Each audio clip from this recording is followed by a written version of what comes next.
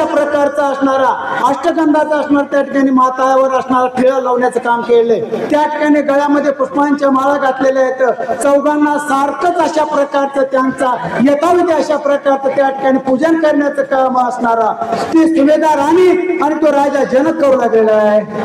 उजक गाणी तामुळांत शाखा पल्लवटवित देवी पूजिल्या रघुनाथ सालकृत बंधुचारी। या ठिकाणी ज्याप्रमाणे एखादं झाड असावं त्या झाडाच्या बुडाला पाणी घातल्याच्या नंतर ते झाड असणार ज्याप्रमाणे प्रफुल्लित होतं, आनंदित होतं, टवटवीत होतं आणि त्याप्रमाणे त्या ठिकाणी त्या राजा जनकाच्या हातानं त्या भगवंताच्या पायावर पाणी टाकल्याच्या नंतर त्यांचा असणारा आनंद असणारा द्विगुणित होऊ लागलाय, आनंद वाटू लागलेला आहे।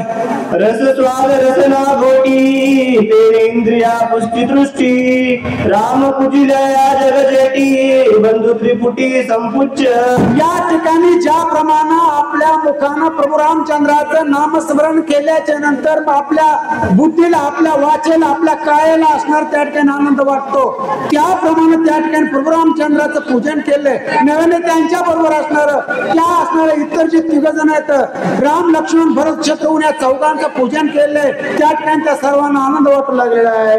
मुख्य स्थानी अग्रकरण तेने सुखी देव ब्राह्मण देवी पूजिल्या रघुनंदन चौघे जन संपूज्य। या ठिकाणी मुख्य जे आसन होतं त्या आसन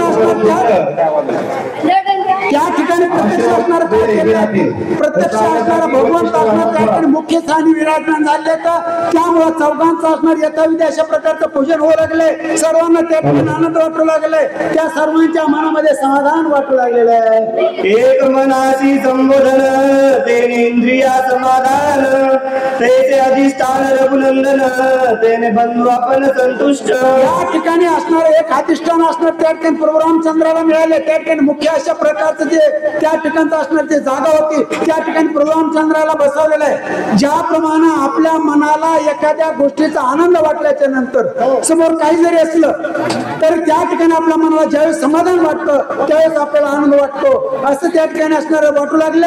प्रभू रामचंद्र सुद्धा त्या ठिकाणी आनंद वाटू लागलेला आहे। दधी मधु एकत्र घातले चौघाची हाता वेदेहांच्या या निज भावार्था रघुनाथा ते प्रीती। या ठिकाणी अत्यंत प्रीतीनं असणार त्या ठिकाणी असणार जे पंचामृत असतं, दही दूध असणारा मध असणार यांच्यापासून तयार केलेलं त्या एक ठिकाणी असणार